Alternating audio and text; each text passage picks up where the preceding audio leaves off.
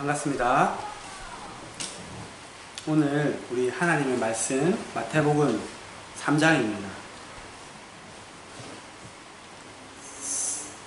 늘 그렇지만 오늘 말씀 굉장히 중요한 말씀인데 우리가 하나님의 말씀을 마음을 열고 정말 귀를 열어서 잘 들을 수 있도록 그렇게 마음을 준비하시고 하나님의 말씀을 읽고 듣겠습니다.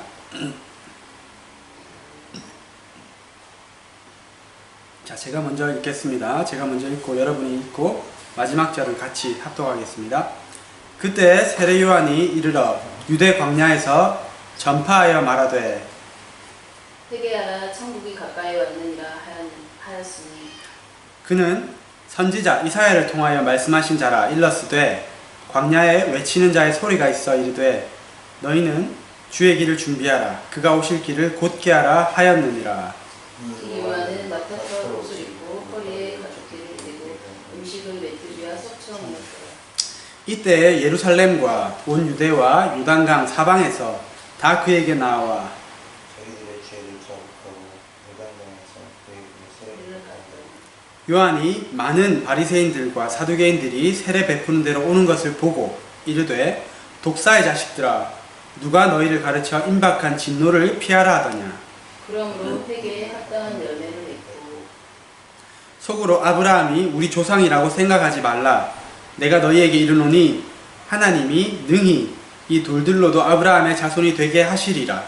이미 도끼가 나무 뿌리에 놓였으니 좋은 열매를 맺지 아니하는 나무마다 지켜 불에 던져지리라. 나는 너희로 회개하게 하게 위하여 물로 세례를 베풀거니와 내 뒤에 오시는 이는 나보다 능력이 많으시니 나는 그의 신을 들기도 감당하지 못하겠노라. 그는 성령과 불로 너희에게 세례를 베푸실 것이요 손에 키를 들고 자기의 타작마당을 정하게 하사 알곡을 모아 옷간에 들이고 죽정이는 꺼지지 않는 불에 태우시리라. 이때 예수께서 갈릴리로부터 요단강에 이르러 요한에게 세례를 받으려 하시니 요한이 말려 이르되 내가 당신에게서 세례를 받아야 할 터인데 당신이 내게로 오시나이까. 예수께서 대답하여 이르시되 이제 허락하라. 우리가 이와 같이 하여 모든 의를 이루는 것이 합당하니라 하시니 이에 요한이 허락하는지라. 예수께서 세례를 받으시고 곧 물에서 올라오실새 하늘이 열리고 하나님의 성령이 비둘기같이 내려 자기 위에 임하심을 보이시더니 같이 하늘로부터 소리가 있어 말씀하시되 이는 내 사랑하는 아들이요 내 기뻐하는 자라 하시니라. 아멘. 자, 오늘 마태복음 3장 말씀 예수님께서 드디어 이제 사역을 시작하시는 그러한 내용입니다. 우리가 지난 2장에서 어떠한 내용을 보았냐면 예수님께서 태어나셨죠. 베들레헴에 태어나셨는데 동방에서 박사들이 유대인의 왕, 만왕의 왕으로 오신 예수님을 예배하러 오는 것을 보았습니다. 이것을 보면서 정말 주님을 간절히 찾는 자가 나를 만날 것이다 이렇게 말씀하신 것처럼 이렇게 간절히 예수님을 찾는 자들이 예수님을 만나는 것을 보았고 그리고 예수님께서 이제 초림하셨던 것처럼 다시 오실 텐데 그 다시 오심을 기다리는 우리도 예수님을 이렇게 사모함으로 기다려야 할 것이다 이렇게 말씀을 나누었습니다. 그리고 또한 자신을 향한 구약의 그 말씀들을 성취해 나가시는 예수님을 보면서 하나님께서 우리 각자의 삶에서 이루고 싶어 하시는 하나님의 그 뜻을 이루어 드리는 우리가 되기를 그렇게 말씀을 드렸습니다. 오늘 3장은 짤막한데 세례 요한이 유대 광야에서 천국과 메시아의 오심을 그렇게 외치면서 사람들에게 회개의 세례를 주는 장면을 봅니다. 그리고 예수님께서 이 세례 요한에게 오셔서 친히 세례를 받으시는 이 장면을 보았습니다. 오늘 말씀을 통해서 정말 진정한 회개의 삶과 그리고 구원에 대해서 나눌 텐데 이것에 대해서 잘 듣고 정말 한 사람도 빠짐없이 이 말씀을 듣는 자들이 구원을 얻기를 축복드립니다. 먼저 우리 세례 요한은 어떤 사람인지에 대해서 좀 알아보도록 하겠습니다. 이 요한이라는 이름의 뜻은 여호와는 은혜로우시다 라는 뜻이라고 합니다.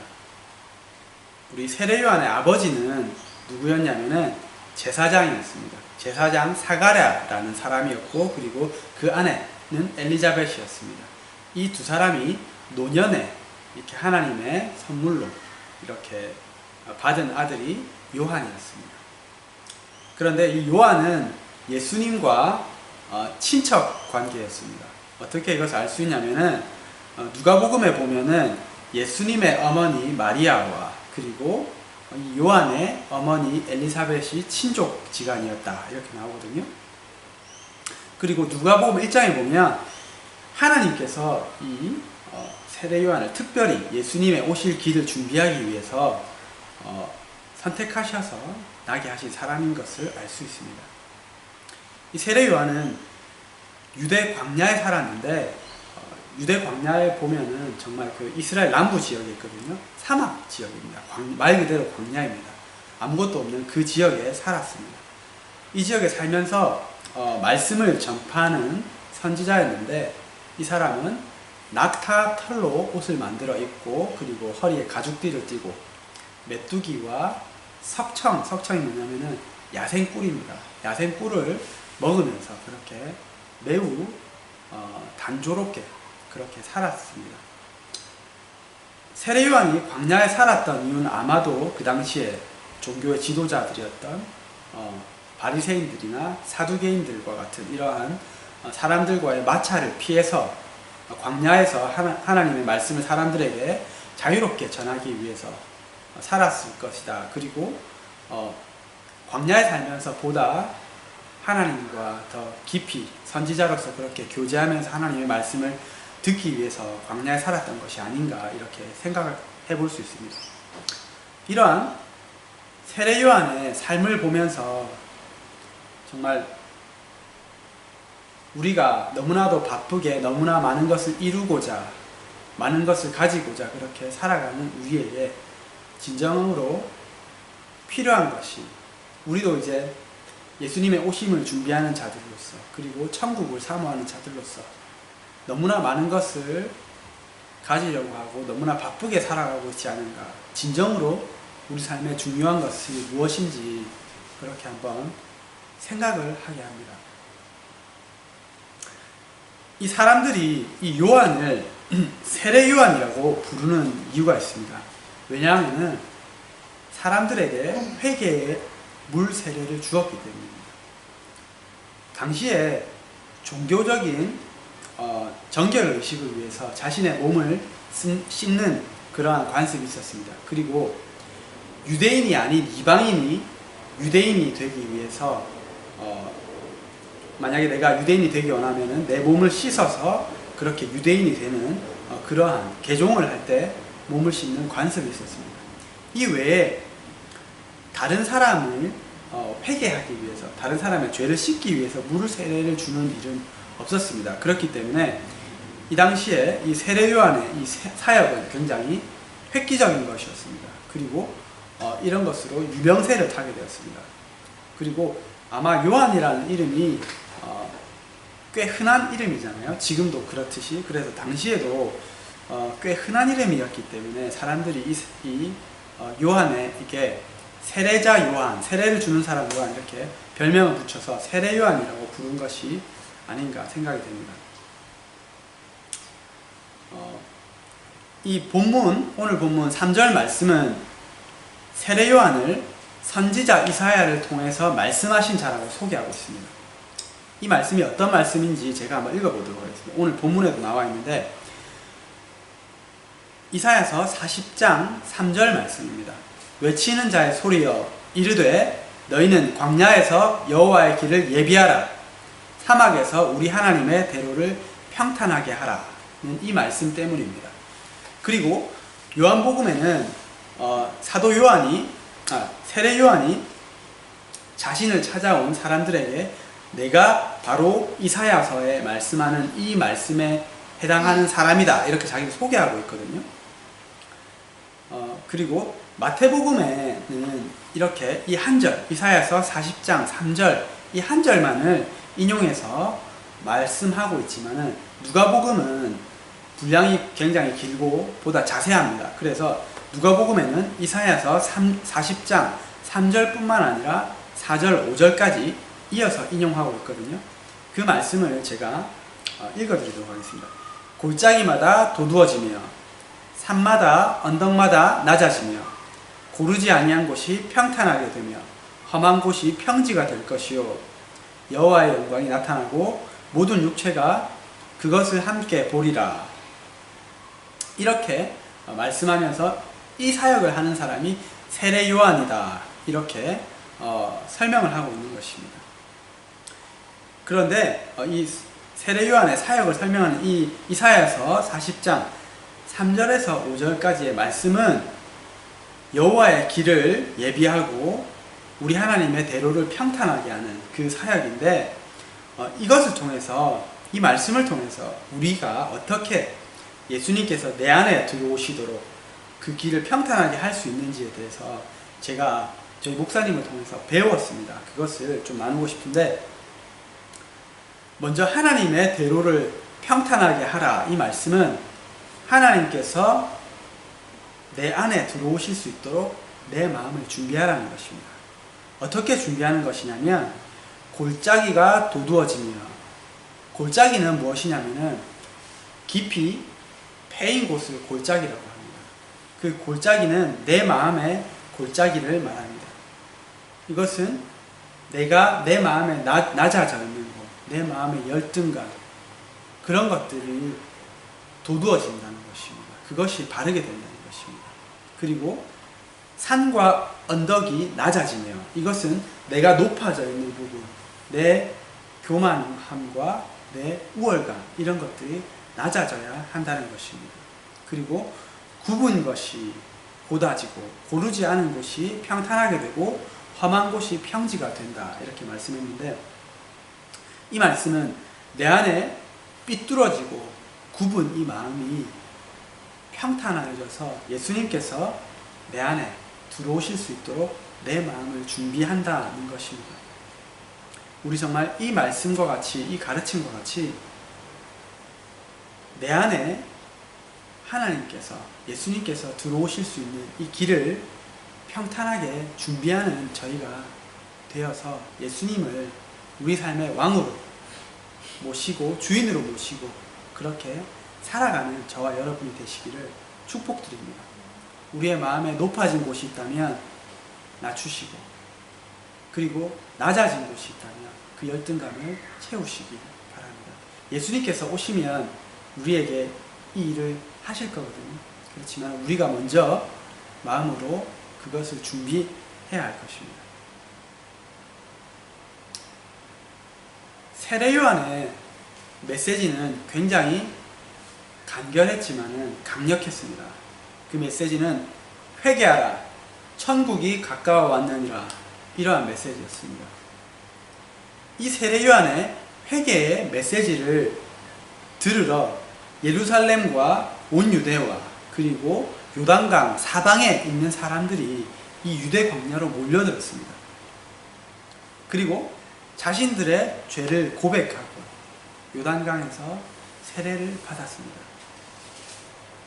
이 세례 요한이 외친 이 회개하라 라는 이 단어의 원어적 의미는 무슨 뜻이냐면 마음을 바꾸다 라는 뜻입니다. 이것은 머리로만 그래 좋은 말이지 이렇게 아는 것이 아니라 내가 진짜 내 죄를, 내가 잘못한 것을 뉘우치고 그리고 마음을 바꾸어서 내 행동을 바꾸고 그리고 내 삶을 바꾸는 것을 의미합니다. 이 메시지를 듣고 찔림을 받은 많은 사람들이 세례 요한에게 물었습니다. 이 장면이 마태복음엔 나오지 않는데 누가복음에는 자세히 나오거든요. 이 사람들이 이렇게 물었습니다. 우리가 그러면 무엇을 하리까? 이렇게 물었을 때 세례 요한이 대답합니다. 옷 2벌 있는 자는 없는 자에게 나눠주고 먹을 것이 있는 자도 그렇게 해라. 그렇게 그것이 이 회개의 삶이라는 것입니다. 그리고 세리들이 와서 물었습니다. 선생님, 그러면 우리는 어떻게 할까요? 어떻게 해야 됩니까? 부과된 세금 외에는 거두지 마십시오. 이렇게 얘기했습니다. 그 당시에 세리들은 로마에게 바치는 그 세금을 거둘 때 자기 것을 좀 더 이렇게 걷어가지고 일부는 착복하고 또 일부는 그렇게 로마에 갖다 바치고 그렇게 했었거든요. 그래서 부과된 세금 외에는 거두지 마십시오. 이것이 회개의 삶입니다. 이렇게 얘기해 준 것입니다. 군인들이 와서 물었습니다. 그러면 우리는 무엇을 할까요? 사람들을 강탈하거나 거짓으로 고발하지 말고 받는 월급에 만족하시오. 이렇게 대답해 주었습니다. 이 군인들이 혹시 로마 군인들도 있지 않았나 그렇게 생각이 됩니다. 이것이 세례 요한이 의미한 회개, 즉 마음과 행동, 삶을 바꾸는 것을 의미합니다. 만약에 세례 요한이 지금 이 자리에서 저와 여러분들에게 회개하십시오. 천국이 가까웠습니다. 이렇게 외친다면 저와 여러분의 반응은 어떠하시겠습니까? 오늘 보면 두 부류의 사람들이 나오거든요. 이렇게 내 죄를 시인하고 세례 요한에게 자기의 죄를 고백하고 그리고 저는 이제부터 어떻게 해야 그러면 구원을 받을 수 있겠습니까? 어떤 삶을 살아야 됩니까? 이렇게 묻는 자들이 되시기를 그러한 저와 여러분이 되시기를 축복드립니다. 예배를 마치고 우리가 기도를 할 텐데 그리고 이때뿐만이 아니라 집에 돌아가셔서 내 삶 가운데서 이렇게 하나님께 제가 무엇을 회개해야 하는지 그리고 어떻게 살아가야 하는지 그렇게 물으시고 그렇게 사시면서 천국을 준비하시는 지혜로운 자가 되시기를 축복드립니다. 아까 두 부류의 사람이 있었다고 말씀드렸는데 이런 사람들만 세례 요한을 찾아온 것은 아니었습니다. 이렇게 말씀을 듣기 위해서 회개의 세례를 받기 위해 찾아온 사람도 있었지만은 사두개인들과 바리새인들과 같이 그러한 마음 없이 이 궁금한 호기심에 이 세례 요한을 보러 이렇게 찾아오는 사람들도 있었습니다. 이 세례 요한이 자신을 찾아오는 바리새인들과 사두개인들을 바라보면서 이렇게 외쳤습니다. 독사의 자식들아, 누가 너희를 가르쳐 임박한 진노를 피하라 하더냐? 회개에 합당한 열매를 맺고 속으로 아브라함이 우리 조상이라고 생각하지 말라. 하나님이 이 돌들로도 능히 아브라함의 자손이 되게 하시리라. 이미 도끼가 나무 뿌리에 놓였으니 좋은 열매를 맺지 아니하는 나무마다 찍혀 불에 던지우리라. 이 장면을 메시지 성경에서는 보다 재미있고 그리고 와닿게 그렇게 묘사를 했더라고요.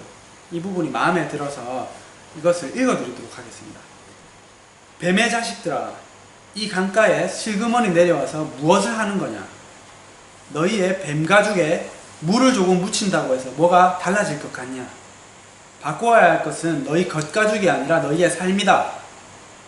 아브라함을 조상으로 내세우면 다 통할 것이라고 생각하지 마라. 아브라함의 자손인 것과는 아무 상관도 없는 일이다. 중요한 것은 너희 삶이다. 너희의 삶은 푸르게 꽃피고 있느냐? 말라 죽은 가지라면 땔감이 되고 말 것이다. 이렇게 얘기하고 있는 것입니다. 굉장히 속 시원하게 직설적으로 이해하기 쉽게 풀이하고 있죠. 세례 요한이 독사의 자식들이라고 얘기했던 이 바리새인들과 사두개인들이 그러면 어떠한 사람이었는지 우리가 알아야 될 필요가 있을 것입니다. 먼저 바리새인들은 이 바리새라는 이 말의 뜻은 뭐냐면은 분리된 사람들이란 뜻입니다. 이 사람들은 자신들은 세속적인 가치관에 물든 이 너희들로부터 분리된 우리는 경건한 사람들이야 라는 이러한 의미에서 자신들을 바리새인이라고 불렀습니다. 굉장히 교만하죠.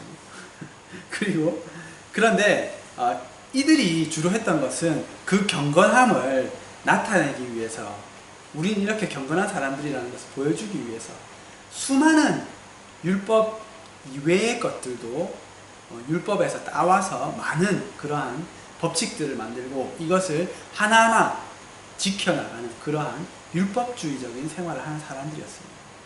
그래서 이들은 율법의 그 본질보다, 예수님께서 많이 말씀하셨죠. 너희는 그 율법의 본질을 잊어버리고 있다. 이 율법의 본질보다 이 율법의 준수에만 너무나 집착한 나머지 나중에는 형식적이고 외식적인 그러한 종교 생활을 하는 집단으로 전락해버리고 말았습니다.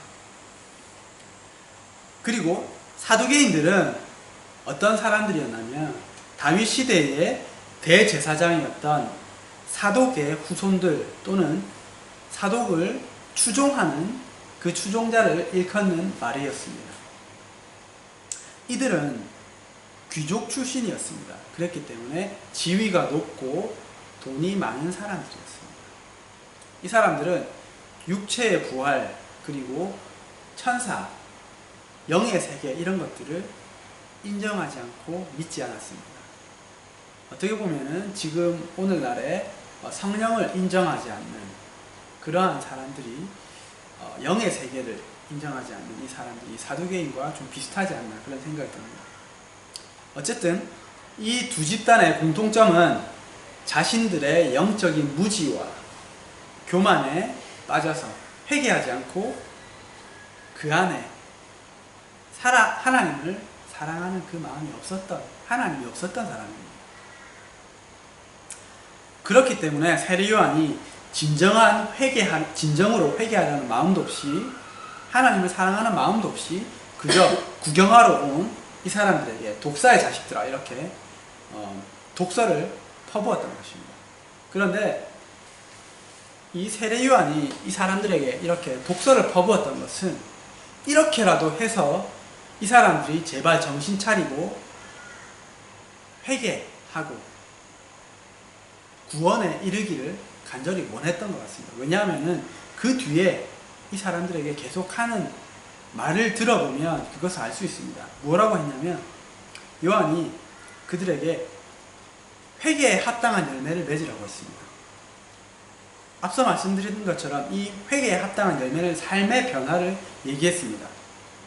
부자들은 가난한 자들에게 자신의 것을 나누어 주고 부과된 세금 외에는 걷지 말고, 그리고 사람들을 강탈하지 말고, 이렇게 삶의 변화를 해서 회개에 합당한 열매를 맺으라고 바리새인들과 사두개인들에게 얘기한 것입니다. 그러면 이 바리새인들과 사두개인들에게 있어서 이 회개에 합당한 열매를 맺는 것은 무엇이었을까요?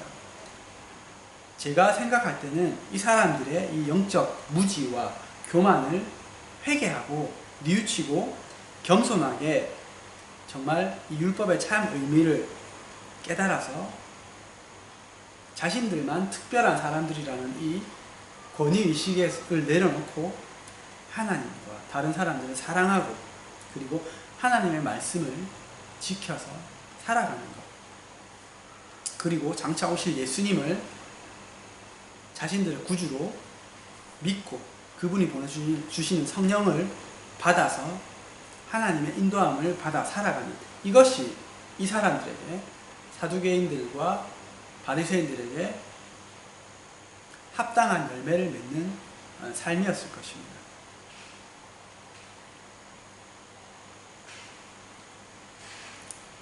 또 세례 요한은 이들에게 이야기합니다. 속으로 아브라함이 우리 조상이다, 우리는 아브라함의 자손인 사람들이다, 이렇게 생각하지 말라고 했습니다. 이 메시지 바이블에 굉장히 속 시원하게 나오잖아요. 유대인들은 자신들이 하나님께서 특별히 선택하신 민족이기 때문에 자기들은 당연히 구원받는다고 생각했습니다. 그도 그럴 것이 하나님께서 아브라함이라는 이 한 사람을 택하셔서 이스라엘이라는 이 유대인이라는 이 민족을 만드셨잖아요. 그래서 자신들이 그렇게 선민사상, 우리는 선택받았다, 그러므로 자연히 구원받는다, 이렇게 생각하는 것입니다. 그렇지만 이 구원은 예수님을 통한 죄사함으로 하나님의 자녀가 된 사람들에게 주어지는 개인적인 그런 하나님과의 관계에서 오는 것입니다. 이것은 종교생활과 그리고 혈통과는 아무런 상관도 없는 것입니다.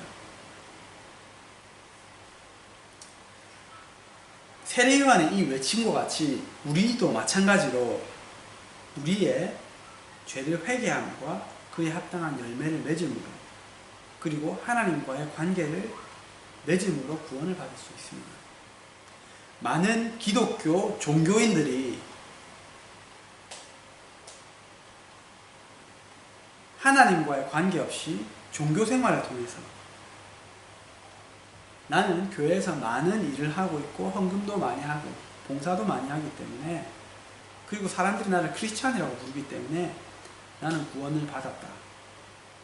그리고 과거에 난 예수님을 영접했기 때문에 이러한 기억이 있기 때문에 나는 구원을 받았다. 그리고 우리 부모님이 교회 다니시기 때문에, 그리고 하나님을 믿는 사람들이고 내가 3대째, 4대째 기독교 집안 사람이기 때문에 우리 집안은 구원받았다, 이렇게 착각하는 사람들이 있습니다. 그렇지만은 회개에 합당한 열매를 맺지 않으면 과거에 예수님을 영접한 사람들도 지금 예수님을 영접하고 예수님과 함께 살아가지 않는다면, 그리고 교회 직분자로서 많은 일을 하고 있는 사람들도 그것이 종교 생활일 뿐이라면, 그리고 내가 기독교 가문에 아무리 10대째 내려오는 장손이라 해도 그것은 구원과 아무런 상관이 없습니다. 예수님이 누가복음 13장의 비유를 통해서 이렇게 말씀하십니다.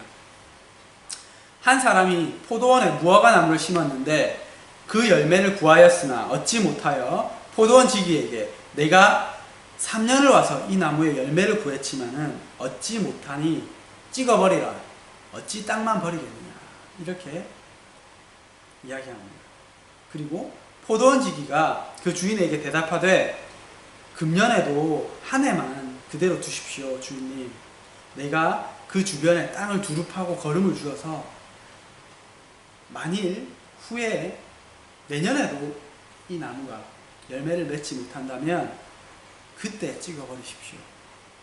그렇게 주인에게 이야기를 합니다. 이 비유에서 주인은 하나님입니다. 그리고 이 포도원 지기는 예수님이고 이 무화과 나무는 우리입니다. 우리가 우리 삶에서 하나님의 아름다운 열매를 맺을 수 있도록, 성령의 열매를 맺을 수 있도록 예수님께서 우리에게 참으시면서 기다려주시면서 많은 은혜를 주시지만은 끝내 우리가 열매, 이 회개에 합당한 열매를 맺지 못하는 삶을 살면 우리는 끝내 찍혀서 던져버리고 불태움을 당할 것입니다. 예수님께서 또한 마태복음 7장에 이렇게 말씀하셨습니다. 나더러 주여 주여 하는 자마다 다 천국에 들어갈 것이 아니고 하늘에 계신 내 아버지의 뜻대로 행하는 자라야 들어가리라. 그날에, 마지막 날에 많은 사람들이 나에게 이르되 우리가 예수님의 이름으로 선지자 노릇도 하고 귀신도 쫓아내고 많은 이적을 행하지 않았습니까? 그때에 예수님께서 그들에게 대답하시기를 내가 너희를 도무지 알지 못하니 불법을 행하는 자들아 내게서 떠나가라, 이렇게 말씀하신다고 말씀하셨습니다. 이 말씀은 예수님을 알고 많은 능력을 행한다고 해서 천국에 들어가는 것이 아니라는 것입니다. 하나님의 뜻을 행하는 자, 즉 하나님의 열매를 맺는 자들이 천국에 들어간다고 말씀하는 것입니다. 그러면 어떻게 하면 하나님의 열매를 맺을 수 있습니까? 그것도 예수님께서 말씀해 주셨습니다. 요한복음 15장입니다. 나는 참 포도나무요 내 아버지는 농부라. 무릇 내게 붙어 있어 열매를 맺지 아니하는 가지는 아버지께서 그것을 제거해 버리시고, 무릇 열매를 맺는 가지는 더 열매를 맺게 하려 하여 그것을 깨끗하게 하시느니라. 내 안에 거하라. 나도 너희 안에 거하리라. 가지가 포도나무에 붙어 있지 아니하면 스스로 열매를 맺을 수 없음 같이 너희도 내 안에 있지 아니하면 그러하리라. 나는 포도나무요 너희는 가지라. 그가 내 안에 내가 그 안에 거하면 사람이 많이 열매를 맺나니 나를 떠나서는 너희가 아무것도 할 수 없음이라. 자, 이 말씀을 통해서 우리가 어떻게 하면 열매를 맺을 수 있는지 답을 찾으셨습니까? 저희 신학교 교수님 중에 미국에서 오신 분이 있었는데, 그분이 이 부분을 설명해 주실 때 참 재미있게 설명해 주신 게 기억이 납니다. 네가 아무리 포도가 아무리 지가 열매를 맺겠다고, 내가 열매를 맺을게 이렇게 한다고 백날 지가 열매를 맺을 수 있나? 그것이 아니라 포도가 열매를 맺으려면 그냥 가지에 붙어 있기만 하면 된다. 할 게 없다. 그냥 가지에만 잘 붙어 있으면 그 나무에서 오는 영양분을 잘 빨아먹고 그러면 저절로 열매를 맺게 된다. 이렇게 말씀해 주셨거든요. 정말 그 말씀처럼, 이 예수님의 말씀처럼 우리가 예수님을 떠나서는 열매를 맺을 수 없습니다. 왜냐하면 그 열매를 맺을 수 있는 그 에너지, 그 영양분, 공급원이 예수님에게 있기 때문입니다. 그냥 우리는 예수님에게 잘 붙어 있으면 됩니다. 예수님에게 잘 붙어 있는 것은 무엇이냐면 예수님께서 설명해 주십니다. 내가 그 안에 있고 그가 내 안에 있으면, 말 그대로 그냥 예수님을 내 안에 모시고 내 주인으로 모시고 예수님과 하루하루 살아가다 보면 내 안에 그 열매들이, 그 회개에 합당한 열매들, 성령의 열매들, 의와 평강의 그 열매들이 자동적으로 맺힌다는 것입니다. 그런데 내가 주님이 내 안에 있지 않으면 이 열매가 맺히지 않는다는 것입니다. 그러면 그것은 가짜라는 것입니다. 가짜 크리스천, 가짜 기독교인인 것입니다. 종교 생활을 하는 자일 뿐인 것입니다. 그렇게 되면은 이 열매가 없기 때문에 가짜로 판명되고 마지막 날에 지옥으로 떨어진다는 것입니다. 이것이, 이 말씀이 여러분들에게 그렇게 경고하려는 그런 말씀이 아니라 저에게 동일하게 주시는 하나님의 말씀입니다. 저도 이 회개에 합당한 열매를 맺지 않으면, 그리고 여기 앉아있는 분들, 말씀을 듣는 분들 회개에 합당한 열매를 맺지 않으면 그렇게 되고 말 것입니다. 우리 모두 정말 참 포도나무이신 그 예수님께 잘 붙어있는 가지가 되어서 아름다운 하나님의 열매를 많이 맺어서 하나님께서 기뻐하시는 그러한 저와 여러분이 되시기를 바랍니다. 세례 요한은 사람들에게 또 이야기합니다. 나는 물로 세례를 베풀지만은 내 뒤에 오시는 분은 성령과 불로 너희에게 세례를 베푸실 분이다. 그러므로 나는 그분의 신발도 들기 버거운 그러한 보잘것없는 사람이다. 이 세례 요한의 고백을 보면서 정말 내가 스포트라이트를 받는 것이 아니라 나는 내게 오는 이 스포트라이트를 예수님께 이렇게 돌려드리는, 정말 이 그룸이라고 하죠.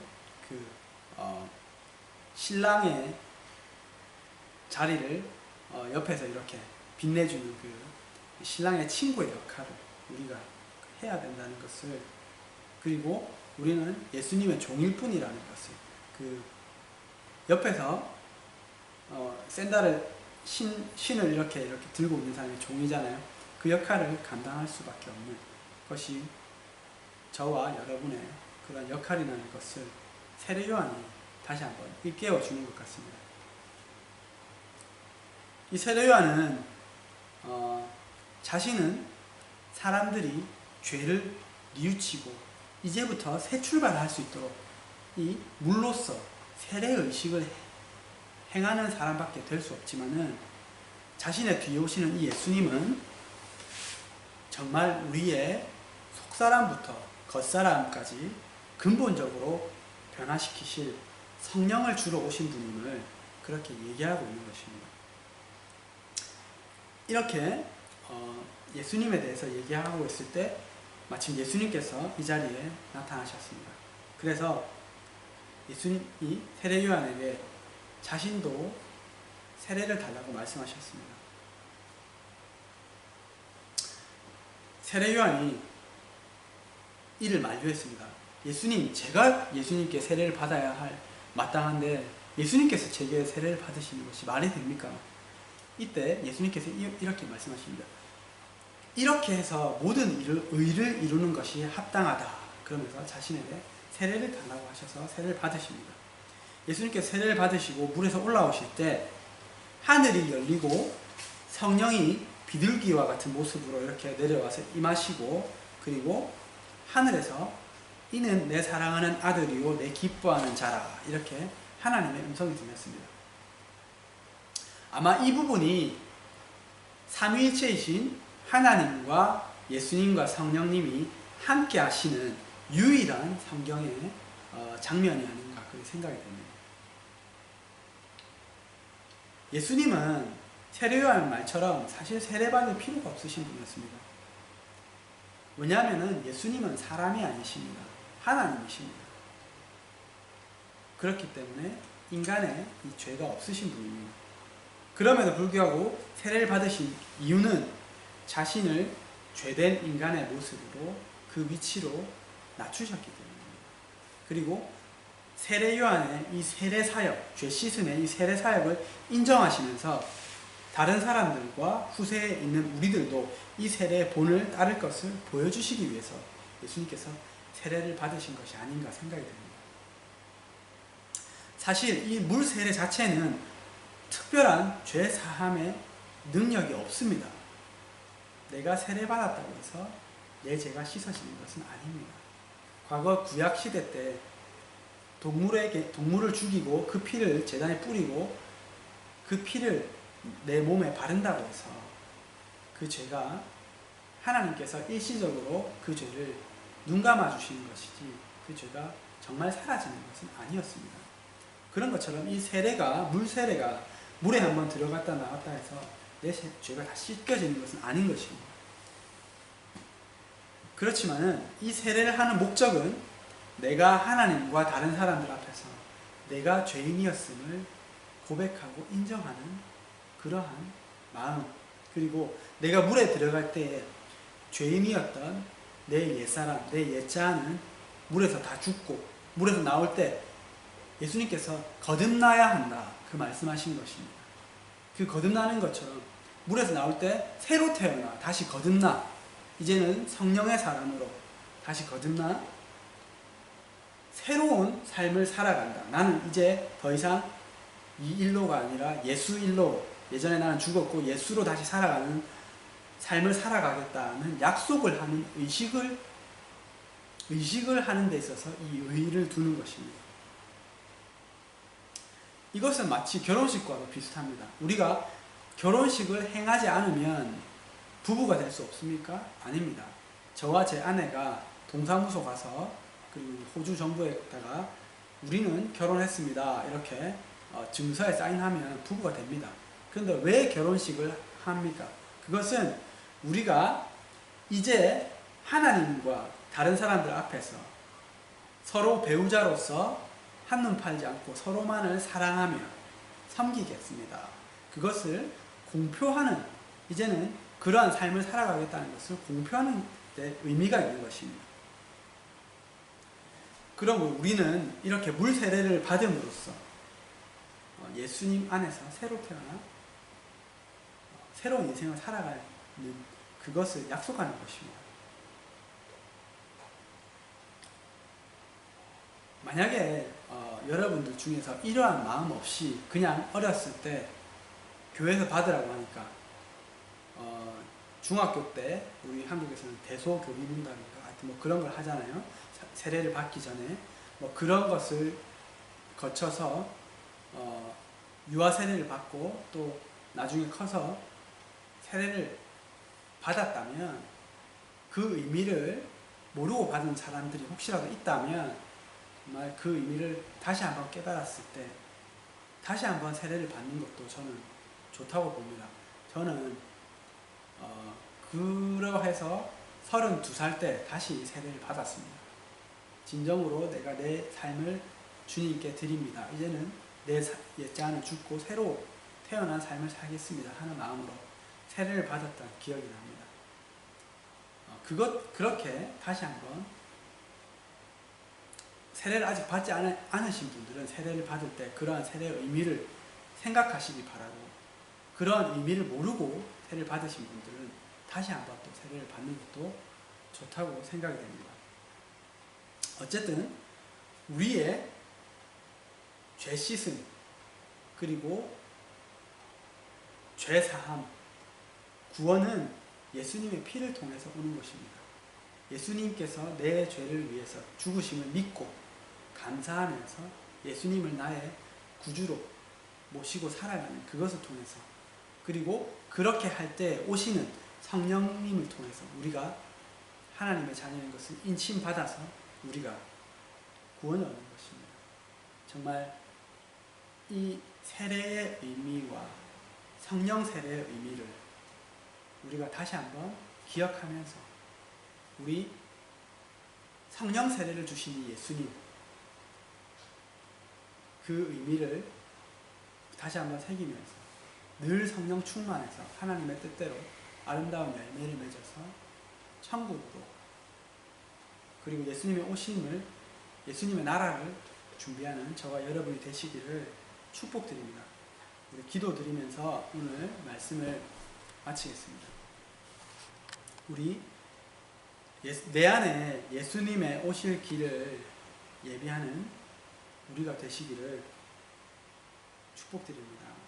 앞서 말씀드린 것처럼 우리의 낮아진 부분들은 높이고, 그리고 높아진 부분들은 낮추고, 구부러진 부분들은 평탄하게 펴서 예수님께서 내 안에 잘 들어오실 수 있도록 그렇게 기도하시기 바라고, 그리고 회개하라 천국이 가까워왔느니라 이 메시지를 오늘 들었을 때 하나님께서 나에게 회개하게 하시는 것, 그런 것이 생각나는 것이 있다면 내가 무엇을 해야 되겠습니까? 주님 어떻게 살아야 되겠습니까?